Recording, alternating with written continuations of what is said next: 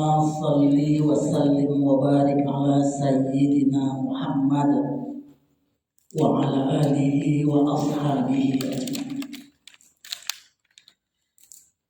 Yang saya hormati, yang saya muliakan para tuan-tuan guru, para asatidz, para muallim, bapak-bapak, saudara-saudaraku yang dirahmati Allah. Izinkan saya ditunjuk oleh panitia menyampaikan materi fikih ibadah. Kalau saya tengok-tengok dari wajah tua jadiana, lillazi fatara samawati, sudah tamat semua ini belajar fikih ibadah. Tak perlu saya membahas itu. Yang kedua, perlu juga saya sampaikan kepada Islah panitia pelaksana ini, Ustaz. Kalau boleh saya katakan, inilah orang-orang yang merupakan representatif dari imam se-Kabupaten Kota. Inilah representatifnya. Kalau nanti ditengok ancur berarti imam. Ya, kalau bacaannya ancur berarti ancurlah imam tanah karo. Inilah representatifnya. Ini walaupun saya ambil random ya. Brastagi anak, Kabanjahe 5, 3 Binanga 3, 3 Panah 1, Juhan, Munte, Utabulu. Jadi representatif. Jadi tengok saja nanti baca. Baru yang kedua, sebagai informasi juga untuk Islam semua, imam-imam kita ini, Ustaz, ada yang sudah habis 30 juz. Ada juga yang habis juz 30. Ada yang habis 10 juz. Ada juga yang habis 10 surat-surat pendek. Kumpul di sini.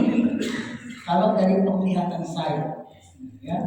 Karena semua ini saya kenal orang. Apa aktivitasnya, bagaimana sosoknya saya tahu. Inilah representatif imam masjid di Kabupaten Kota. Yang paling besar di Brastagi ini Masjid Istighrar, ada imam. Di Kabanjahe yang besar Masjid Agung Kabanjahe, ada pesertanya di sini. Di 3 Binanga ada masjid yang paling besar, Masjid Istiqomah, ada imamnya di sini.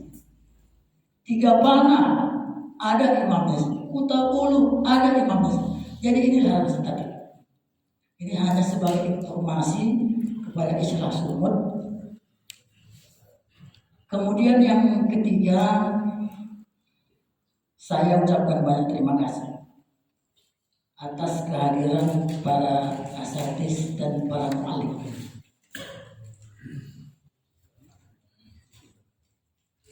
Beberapa waktu yang lalu saya dihubungi oleh Islah Sumut untuk kita kumpul bersama. Ternyata Ustaz, begitu saya konfirmasi dari 50, ada 30 yang langsung menyambut siap hadir. Memang tak semua karena ada acara yang lain sehingga tidak bisa hadir. Kemudian para asatidz yang saya muliakan, yang ingin saya sampaikan pada kesempatan ini ada 3 hal saja. 3 hal. Yang pertama, bagaimana kita imam ini memperbaiki bacaan nanti ada muallim kita. Dan sebagai informasi juga para muallim, para peserta, ini narasumber kita ini, Islah ini, semuanya merupakan habis 30 juz mungkin dan merupakan Dewan Hakim Provinsi dan Nasional ketika dilaksanakan musabaqah tilawatil Quran cabang musabaqah hifdzil Quran. Jadi sudah teruji secara pribadi, teruji juga secara festival atau secara musabaqah. Jadi kita jangan ragu-ragu nanti bertanya mana yang kita ingin tanyakan. Karena persoalan paling pokok dalam kaitannya imam ini adalah maharat. Karena muncung kita ini nggak sama ini, nggak sama muncung kita ini. Ada yang muncungnya bagus kurus, ada yang bengkok, ada memang pendek tak bisa. Nah inilah yang coba nanti kita persamakan berkaitan dengan maharat ini. Ya. Kalau masalah lagu kita bukan tilawah, bidang mujawad. Tapi kita bilang hifdzil yang tentunya ada juga lagunya nanti masing-masing. Karena sebagai pengalaman saya hari ini 10 tahun yang lalu kalau saya ikut sholat jamaah di Tanah Karo ini tak khusyuk saya.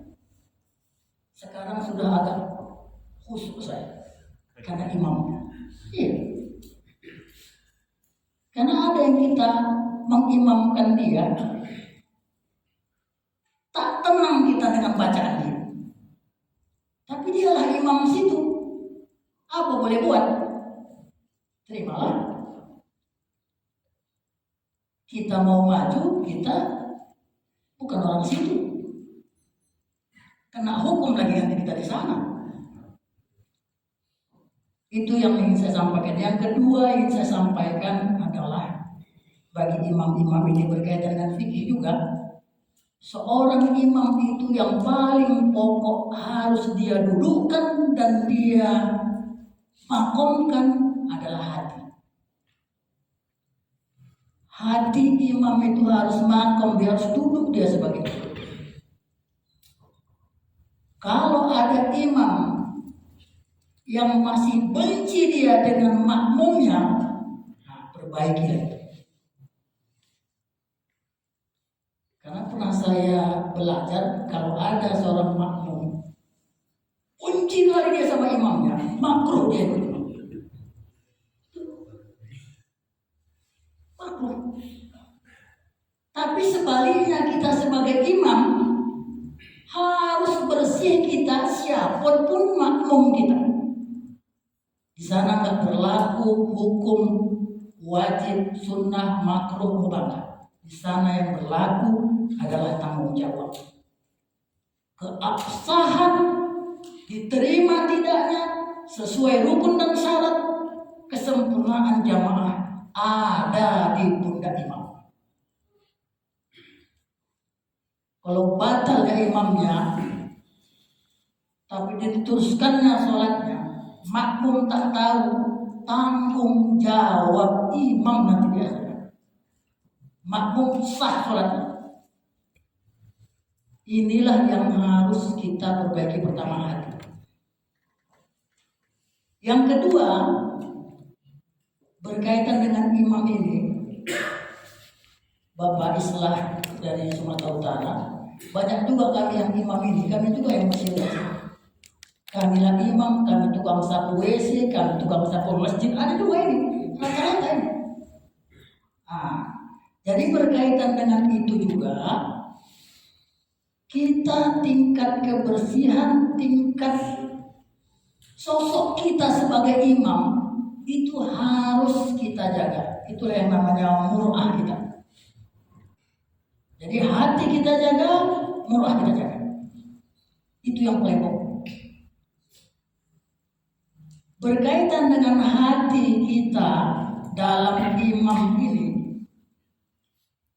itu merupakan bahagian kesempurnaan kita dalam memimpin, memundak tanggung jawab kita sebagai imam. Murah kita itu melengkapi kesempurnaan keseharian kita sebagai imam. Kalau saya sering katakan Ustaz, kalau ada namanya imam masjid, tapi pas ada pesta dia masih naik nyanyi keyboard, berhentilah jadi imam. Berhenti. Karena dia erat kaitannya dengan Quran. Di kalau ini masih banyak. Apalagi kerja tahun, pesta, suara dia yang paling mantap. Kalau ada yang kayak gini berhentilah jadi imam. Karena kesempurnaan itu tidak ada. Kita nanti belum cerita efeknya dengan jamaah. Kemudian mur'ah sebagai imam ini pun memang erat kaitannya dengan ekonominya kadang-kadang ya kan. Berhubungan dengan ekonominya. Dia ditempatkan sebagai imam, ditugaskan 5 waktu, digaji 1.500.000 satu bulan, anak 3, 2 di pondok pesantren. Oyok lah, oyok. Nah, berkaitan dengan itu, berkaitan dengan keistiqomahan kita dan berkaitan dengan kesiapsiagaan kita dengan penghasilan kita seperti itu, saya ada pelajaran. Guru saya di Tanah Karo ini, Allah yarham, sudah meninggal. Berkaitan dengan itu, kita semua tahu di Tanah Karo ini, Ustadz almarhum Adnan Effendi Zainuddin. Itu guru saya ketika saya ke Tanah Karo. Istiqomah dan kesiapan dia sebagai penghasilan yang ada, itulah yang bisa kita ambil pelajaran dari dia. Tidak pernah mengeluh. 42 tahun dia berdakwah di Tanah Karo ini. Jangankan secara pribadi punya kereta, naik kereta pun nggak bisa. Beliau lah orang. Jadi kalau kita sudah jadi imam, ditempatkan sebagai dai, pertama yang harus kita pahamkan adalah kesiapsiagaan kita menerima apa yang sedang kita geluti hari ini. Kalau ada imam yang ditempatkan di Tanah Karo ini penghasilan 1.500.000, masih berpikir dia jalan-jalan ke Bali dan ke Jakarta, berhentilah jadi imam. Berhenti. Kenapa? Sosok sebagai seorang imam itu adalah anutan dan ikutan para jamaah kita. Ada Ustadz Yahya sendiri di sini. Masjid Imam Sugihan. Baik buruknya Sugihan itu Ustadz Ilham menentukan. Ya. 2,5 jam dari sini, Ustaz. 2 jam. 2 jam dari sini. Dan jangan kita anggap jalan yang mulus, agak lumayan juga, ya kan? Pertama, hati kita sebagai imam itu harus kita sempurnakan dan kita dudukkan kita sebagai imam. Satu syarat mendudukkan hati itu adalah bersihkan dulu hati kita dan bersihkan dulu jasmani kita. Enggak akan pernah duduk hati kalau hati tak lurus, badan tak bersih. Membersihkan ini bisa secara zahir, bisa secara batin. Secara zahir mungkin sabun dan sebagainya, mandi dan seterusnya membersihkan. Tapi membersihkan batin ini satu diantaranya membersihkan apa yang kita makan. Supaya nyambung ini hati dengan makmum, dengan jamaah. Itu maksud saya tadi. Kalau hati tidak bersih, gak nyambung sama jamaah ini. Efeknya jamaah pun gak tenang. Udah mantap, kita mantap-mantapkan suara kita pun tak pas rasa jamaah. Kenapa? Ada yang salah secara batin dalam diri kita. Ada yang salah secara batin dalam diri kita. Jadi kalau masih kita, makanya kalau para orang tua kita dulu, para alim ulama kita dulu, Jangankan yang haram, yang syubhat pun dia nggak mau makan. Untuk apa? Menjaga kebersihan hati supaya nyambung antara yang kita lakukan dengan jamaah yang mengikut kita. Kalau hati kita nggak bersih, panas saja jamaah di belakang. Panas saja dia. Kenapa nggak bersih hati itu? Yakinlah. Jadi yang pertama hati kita, yang kedua adalah kebersihan jasmani kita, yang ketiga muruah kita harus kita jaga. Kalau ini tidak kita jaga, oleng kita. Baru dalam perjalanan yang dituntut kita adalah tingkat kemandirian kita dengan penghasilan yang kita berikan. Jadi ustadz para islah dari Sumatera Utara, banyak juga ustadz kita ini, imam kita ini, ustadz imam yang disapot oleh lembaga-lembaga dakwah. Jadi dia sebagai imam yang ditempatkan disapot lah, saya katakan seperti itu, oleh lembaga-lembaga dakwah, baik dari Tanah Karo maupun dari luar tanah. Makanya saya berharap sekali bagaimana kita bisa membangun jembatan hati sebagai imam. Nyambung kita, satu hati kita sebagai imam ini. Karena kalau itu tidak terwujud, jamaah di belakang pun oleh. Karena kita ini cerita akhirat, cerita kita cerita agama. Agama lahir batin, agama dunia akhirat. Jadi kompleks dia dalam diri kita ini. Nggak ada cerita agama akhirat saja, nggak ada hubungannya dengan dunia. Cerita agama nggak ada cerita dia lahir saja, tidak, tapi juga cerita dengan batin. Kalau ini tidak matching, tidak nyambung, tak cocok, tak sesuai dia lahir dan batin kita, efeknya kepada jamaah kita. Tanah Karo ini 10 tahun belakangan ini giat membangun masjid, tapi tidak giat membangun jamaah. Itu nyata-nyata kita lihat di tengah masyarakat. Kenapa saya katakan demikian? Tadi pagi saya mengikuti safari dakwah. Dosen-dosen UIN, dosen-dosen Fakultas Syariah dan Hukum UIN Sumatera Utara. Saya di Masjid Al-Ikhlas Teknol Sempajaya Brastagi, yang sudah 2 minggu ini dihalu-halukan. Ada kegiatan safari dakwah, mari kita datang, Jumat diumumkan supaya kita besok datang. Kalau datang seluruh masyarakat Teknol yang bermasjid ke Masjid Teknol, 200 orang ada, lebih. Tapi apa yang terjadi yang datang semalam, yang datang tadi pagi? Laki-lakinya 8, perempuannya 6, anak-anak 12. 2 minggu dihalu-halukan. Bayangkan. Jadi kita hanya sibuk membangun fisik masjidnya, jamaahnya tidak. Kenapa? Inilah yang saya maksudkan tadi, mungkin gak nyambung hati seorang imam di masjid itu dengan jamaah di kampung itu. Kalau kita cerita tentang Habib ini, ada pula Habibullah sini.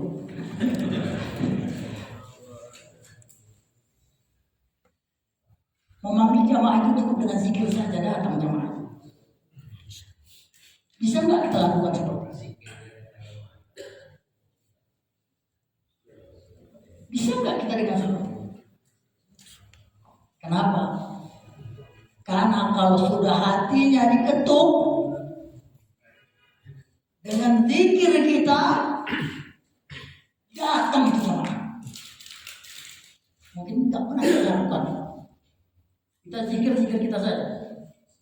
Tak pernah kita berzikir untuk jamaah supaya datang.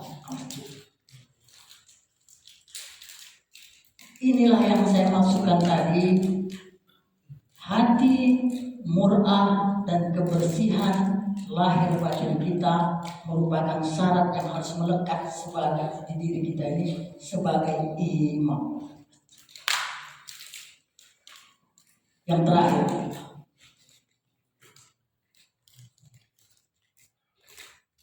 kita ini adalah representatif umat Islam di masjid. Imam masjid di Tanah Karo ini masih harapan umat di sekitar masjid, bukan saja imam untuk memimpin sholat, tapi juga sebagai ustadz yang menyampaikan ilmu untuk mereka. Itu Tanah Karo masih seperti itu saya melihat. Tidak hanya sekedar untuk mengimami sholat saja, tapi juga mengajarkan mereka ilmu tentang agama.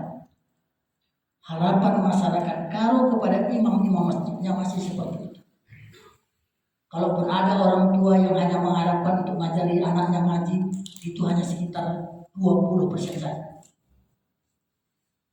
Nah, inilah yang merupakan tanggung jawab kita sebagai imam masjid.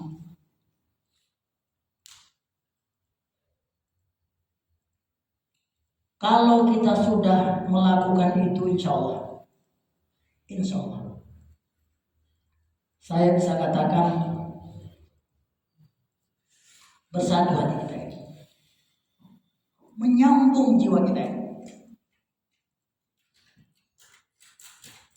Orang datang ke masjid seperti yang disampaikan oleh Ustadz kita dari Joni, tenang orang, ramai orang. Dan imam ini juga harus dijaga mur'ahnya, termasuk lisannya.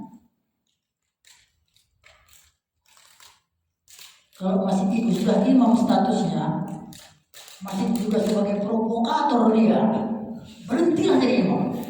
Berhenti. Ada kayak gitu Pak? Ada.